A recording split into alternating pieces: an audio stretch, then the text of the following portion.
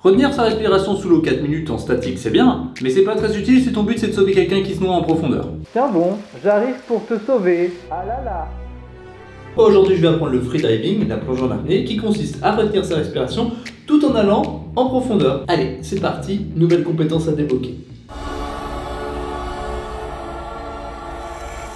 Mon objectif précis pour cette vidéo, ça va être d'atteindre les 20 mètres. De toute façon, la fosse ne fait pas plus de 20 mètres là où je vais aller, donc j'ai pas trop le choix. Mais en tout cas, c'est déjà un bon départ pour se challenger dans la plongée en apnée. Je précise que cette vidéo a été la plus longue à terminer de toute ma carrière de youtubeur, mais vous allez vite comprendre pourquoi. Par rapport à l'apnée statique où j'étais en autonomie, là pour cet apprentissage je vais être avec Thibaut à chaque fois. Donc là on va t'accompagner sur cette partie apnée dynamique pour qu'on puisse pratiquer en toute sécurité. C'est très important de toujours avoir quelqu'un pour cette discipline, d'avoir quelqu'un qui est capable de nous secourir. Là on va commencer à travailler un peu en horizontal, c'est ça? Tout à fait, donc là on va déjà travailler sur les phases d'immersion, après donc sur la phase horizontale, donc on va être sur un bassin de petite profondeur de 3 mètres, voir qu'est-ce que tu es capable de faire en distance. Ça va nous permettre aussi d'avoir une petite base sur laquelle on va s'appuyer pour après faire l'apnée verticale. Okay. Voilà. La toute première chose que j'ai vue avec Thibaut, c'est comment bien rentrer dans l'eau pour être efficace quand je vais devoir plonger en profondeur. Parce que si tu rentres pas bien, tu perds du temps. Donc ça s'appelle l'entrée en canard. Et oui, vous avez déjà vu un canard rentrer dans l'eau, c'est très efficace. La deuxième étape, c'était tout simplement de faire un aller-retour, donc qui faisait 40 mètres en apnée pour voir déjà si j'étais à l'aise avec le mouvement, si je tenais, parce que la statique c'est une chose, mais dès que tu es en mouvement, tu consommes beaucoup plus. Et finalement, ça s'est très bien passé, j'ai fait les 40 mètres assez facilement. Ça va? Ouais, c'est plus dur que la première. Ensuite, on s'est mis à la corde pour commencer à travailler en profondeur. Et là, la première étape, c'est tout simplement d'apprendre un petit peu à descendre avec une corde. Ça rappelle un petit peu l'escalade quand on fait de l'assurage. De l'assurance, je ne sais plus. Toujours est-il que voilà, c'est la première phase, c'est t'apprends à descendre et t'apprends à compenser. Alors la compensation, tout simplement, c'est quand tu descends en profondeur, tes oreilles vont faire mal. J'ai 3 techniques qui m'ont été présentées et la plus efficace, c'est tu bouges ton nez et tu fais comme si tu te bouchais. Et ça va boucher tes 2 oreilles. Soit tu fais une technique qui consiste à toujours le nez et à déglutir. Voilà, ça te bouche aussi les oreilles. Ou sinon tu fais comme quand tu bailles. Je sais pas si vous comprenez ce que je veux dire, mais en gros, tout ce qui va permettre de libérer la pression dans les oreilles. Si je commence à avoir mal, je remonte tout de suite, parce que ça peut dégrader les tympans. Quand tu vas descendre, l'effet de la pression forcément va induire une douleur aux oreilles. L'objectif c'est de ne pas avoir mal. Okay. Donc ce travail de compensation doit se faire de manière préventive avant de ressentir la douleur. Donc je fais mon premier essai à 10 mètres, tête vers le haut, avec la compensation et la corde. Tout se passe bien. Ensuite, je passe tête en bas et là, c'est pas tout à fait la même sensation. Il faut déjà éviter de mettre la tête comme ça quand tu descends. Faut pas regarder le sol, faut regarder en face de toi. Et moi, j'ai un problème avec l'oreille gauche. J'ai une douleur, du coup, je remonte assez vite.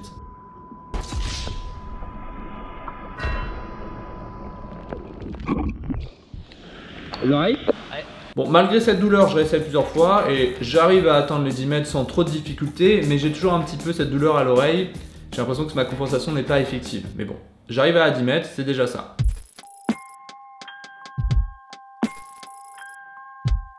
C'est que quand on remonte Une apnée verticale plutôt. faut pas lever la tête comme ça. Pourquoi? Ouais. Quand tu vas regarder en haut, en fait, tu vas venir comprimer tout ton réseau sanguin et donc en fait, au niveau de ton cerveau, tu vas pas l'oxygéner. Okay. Et donc, quand tu vas remonter, tu risques là de faire une syncope. Okay. Ce qu'on avait dit aussi, c'est que lorsque l'on commence à travailler un petit peu sur de la verticalité et ou entre guillemets sur des apnées plus longues, type un peu plus performance, pour montrer vraiment le signe de ton intégrité physique et qu'il n'y a pas de problème, dès que tu sors de l'eau, entre guillemets, tu enlèves ton masque, ça va, oui ça va. Okay. Voilà. Et généralement, on recommande quand même de rester sous surveillance une bonne trentaine de secondes pour être sûr qu'il n'y a pas de problème. Okay. Voilà.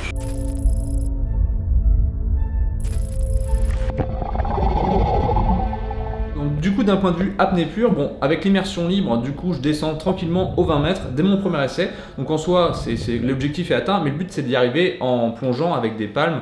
J'ai un peu de mal avec la technique du canard, on va pas se mentir, hein. Des fois je rentre dans l'eau et en fait je rentre pas. C'est très marrant, hein. Je pensais que c'était juste, tu rentres et en fait ça va tout seul, mais en fait non, si tu fais pas la bonne technique, en fait tu fais ça et tu restes pendant au moins quelques secondes bloqué avant de descendre dans l'eau. Donc cette technique est vraiment très importante à maîtriser. J'arrive pas à atteindre au-delà des 15 mètres. Donc là, je vais faire plusieurs essais. Je vais faire 5, 10, 15 mètres. Donc là, pour le coup, c'est vraiment d'un point de vue respiratoire, j'arrive pas à aller plus profond. Puis j'ai un peu peur, je pense. Du coup, voilà. Et j'ai aussi des fois où l'oreille compense mal, donc ça me bloque très rapidement. Donc voilà, il y a plein de choses à corriger, mais ça avance plutôt bien. Bon, du coup, en fin de séance, je suis plutôt content. Ce que je vois qu'il faut que je gagne, c'est de l'aisance dans l'apnée, dans la respiration, dans le souffle, quoi. L'aisance dans le palmage, qui n'est pas encore parfait, et de l'aisance dans mon immersion et dans le fait d'être bien vertical dans ma descente. Et à part ça, je pense que ça va le faire, quoi.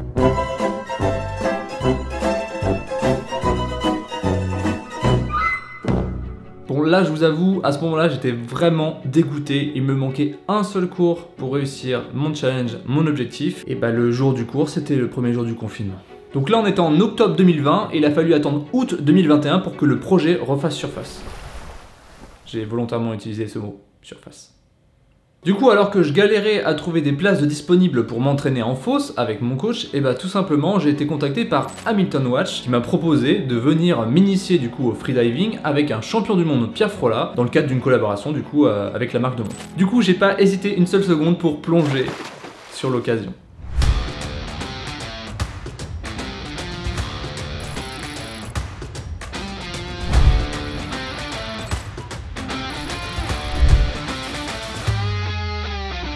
Ce magnifique séjour à Monaco commence par un joli lever de soleil avec Pierre au bord de la piscine. On va faire salutation au soleil, cohérence cardiaque, puis il va aussi me montrer comment bien rentrer mon diaphragme quand j'inspire. Et ensuite on va enchaîner sur des petites apnées statiques dans la piscine pour tout simplement se chauffer et pour que Pierre voit où j'en suis d'un point de vue apnée.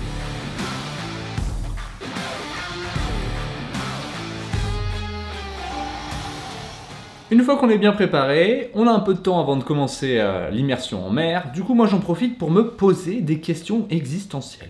Je me suis toujours demandé pourquoi il y avait autant de scènes de films qui se passent sous l'eau, en apnée, avec des gens qui essayent de sauver d'autres personnes. Je pense que c'est dû au fait que la peur de l'eau, la peur de la noyade, c'est une des peurs primaires de l'homme et que c'est pour ça qu'on apprend à nager très vite parce que c'est terrifiant de se noyer et même quand on sait nager, ça fait toujours peur. C'est pour ça que je trouve ça intéressant de débloquer ça parce que si vraiment tu as besoin de sauver quelqu'un qui se noie, imaginons que tu n'as pas de bouteille avec toi, tout ça, tu vas devoir uniquement compter sur ta capacité à retenir ton souffle sous l'eau en mouvement, qui est très différent de l'apnée statique. Donc voilà pourquoi je trouve ça très intéressant et donc je suis très content de le faire avec Pierre Frolat et je vais lui poser quelques questions sur voilà, comment déconstruire un peu cette... L'autre facteur que je trouve qui est assez crucial dans cette discipline, c'est la peur. La peur du danger ou la peur de se noyer, entre guillemets, quand on est sous l'eau. Est-ce que ça se travaille? Est-ce que ça se dépasse? Est-ce que ça se supprime?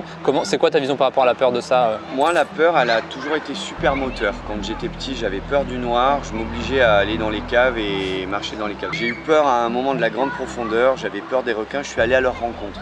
Donc pour moi, c'est non seulement un moteur, un facteur de dépassement. La peur, c'est quelque chose qu'il faut que je découvre. J'ai peur de quelque chose, il faut que je le découvre, que je comprenne la chose, que je la maîtrise et que je la dompte. Et il n'y a que comme ça qu'on peut progresser. La peur, elle engendre le doute il engendre l'erreur, l'erreur, il engendre la faute, et la faute engendre la perte. À la base, la peur, c'est l'échec assuré. Donc il faut faire en sorte que la peur, ça ne soit pas l'échec assuré. Il faut que ce soit un catalyseur. Il faut que ce soit une des pierres de l'édifice. Donc elle est super nécessaire, il ne faut pas jeter dans le feu. Il faut avancer prudemment. Donc ça veut dire que là, si dans la déconstruction de la peur, du coup, simplement en allant régulièrement faire de la pratique de l'apnée libre, petit à petit tu la repousses, c'est ça. Donc c'est uniquement par la pratique et avoir confiance en son coach. Tu as peur aujourd'hui, tu auras moins peur demain et après-demain ce sera terminé. Et en fait la maîtrise, la connaissance, elle te permet justement d'avancer et de lisser en fait cette chose. Tu restes toujours alerte, mais c'est lissé. Et il faut rester alerte. Il faut pas. Oui, c'est une discipline quand même. D'ailleurs, dans tous les films d'horreur, le mec qui se relâche à la fin, c'est le pire.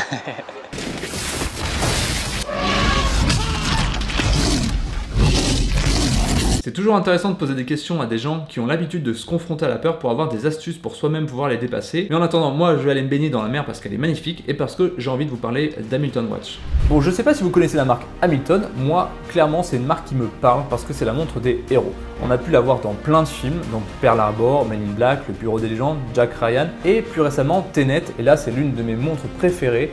C'est une montre magnifique, à la fois minimaliste, stylée, robuste, noir, enfin bref, j'adore vraiment le style. D'ailleurs, la plupart des produits sont visibles dans plus de 500 films, donc c'est vraiment énorme. Dans le cadre du tournage, moi je porte un modèle consacré à la plongée, donc complètement submersible. Donc on peut à la fois être stylé, avoir une belle montre et faire de la plongée. Et pour l'anecdote, même les GI, donc les soldats américains, étaient équipés d'une montre Hamilton pour le débarquement en Normandie. Donc vraiment, cette montre, elle a toujours été associée à ce côté héroïque que j'adore. Donc c'est des montres assez polyvalentes, hein. On en a pour l'aviation, la plongée, les sports, etc.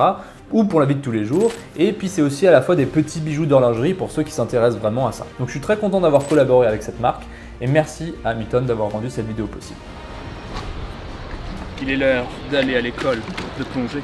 Malheureusement, durant cette initiation en pleine mer, il y avait une chose que j'avais pourtant anticipée et qui s'est quand même produite. Ça va Guillaume? Oui. T'as le mal de mer? Non, pas du tout. Bon, ça va alors. Non, ça va. Pour casser le mal de mer, il faut sauter dans la mer. L'objectif, c'est qu'ils ne vomissent pas sur l'objectif.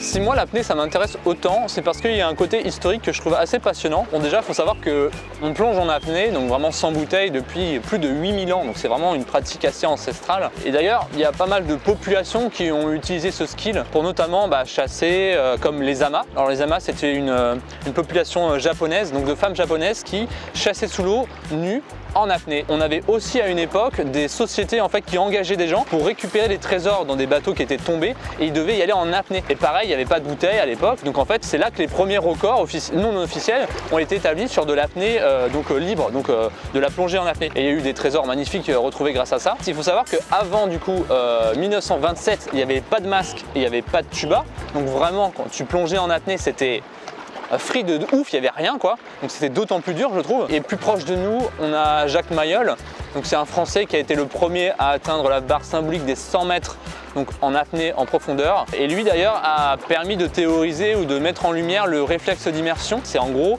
quand tu te plonges et tu t'immerges dans l'eau, grâce à la fraîcheur de l'eau ou tout ça, en fait tu as des capteurs sur ton visage, sur ton corps qui vont dire ah ok je suis sous l'eau, qui vont envoyer l'information et qui vont te mettre dans une situation où ton cœur va ralentir. Donc en fait c'est un peu comme si tu devenais un poisson entre guillemets, hein, parce que tu vas pas rester des heures, mais ça te met en fait en situation favorable à l'apnée. Donc c'est comme si c'était dans nos gènes, on est capable en fait de retenir notre souffle et c'est en allant sous l'eau que ça se déclenche. On va aller tester ça et puis on va espérer que je ne coule pas.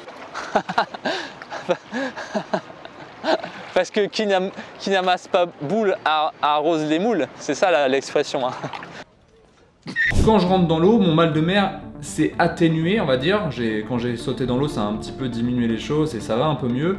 Mais je sens que ça reste quand même assez présent. Donc du coup, j'y vais, je fais la préparation, on refait un peu d'apnée statique, voilà, on se prépare, mais ça va pas suffire. Donc là, sur toutes mes tentatives, en fait, le mal de mer va revenir très rapidement. C'est-à-dire que plus je vais aller en profondeur, plus je vais sentir comme si le truc qui monte dans la gorge, comme si j'allais vomir. Donc c'est assez désagréable. Et en fait, quand tu as le mal de mer, tu n'arrives pas vraiment à réfléchir ou à te concentrer. Et donc en gros, ma technique, elle est pas bonne. Déjà, ça fait 1 an que j'ai pas pratiqué. Et donc là, j'arrive à rien, quoi, en fait. Du coup, c'est très décevant. Et finalement, j'arrive à peine à 8 mètres. Et ensuite, j'ai aussi mal à l'oreille. Bon, en fait, rien ne va, en fait. Rien ne va. Du coup, c'est un échec.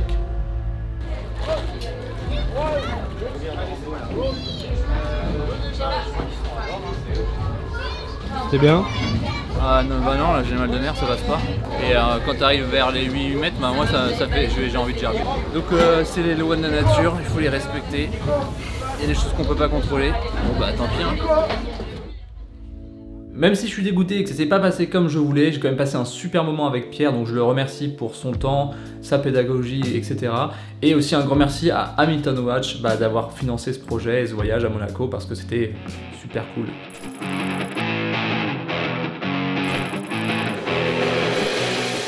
Bon, et bien me voilà de retour et cette fois on va essayer de réussir le défi.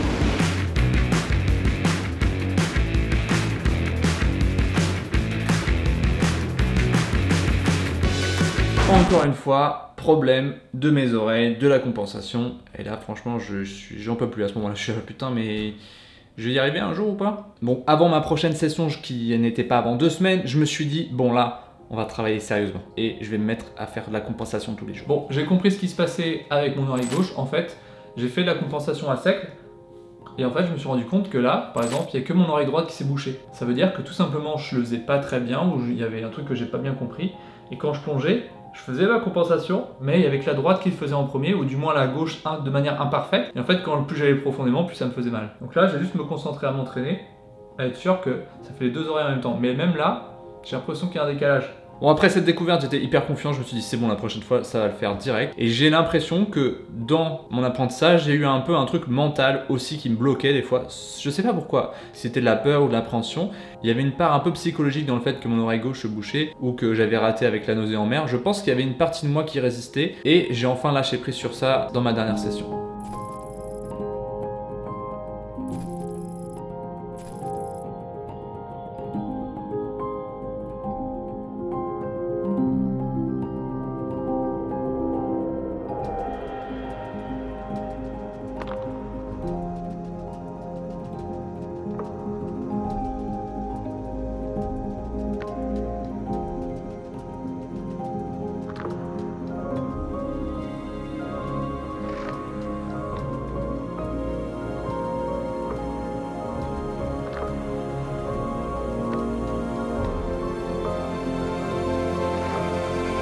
Ça y est, j'ai réussi. Et un grand merci à Thibaut. Et c'est très sincère parce que tu as été très patient.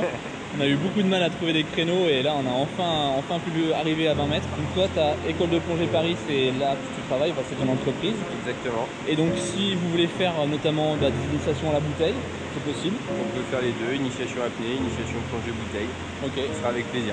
Bah voilà, bon, en gros merci et puis aussi merci à la fosse de nous avoir accueillis. Bon et bien plus d'1 an et demi pour réussir à toucher les 20 mètres. Franchement c'est pas un exploit mais en même temps c'est pas forcément de ma faute vu ce qui s'est passé. En tout cas je suis très content parce que finalement j'ai quand même réussi et puis surtout j'ai kiffé. Moi j'adore l'apnée. La sensation quand on pratique elle est superbe. Après un cours on se sent vachement bien. Il y a un truc très méditatif, très aussi un petit peu voilà de lâcher prise. Donc j'adore cette discipline. Malheureusement voilà elle est pas facile à pratiquer si on n'est pas à côté de la mer et si on n'a pas forcément tout le matos ou un coach à disposition. Bon j'espère que la prochaine fois que je ferai de l'apnée, ça sera dans la mer pour voir les poissons ou les baleines. En attendant, n'oubliez pas, force et utilité.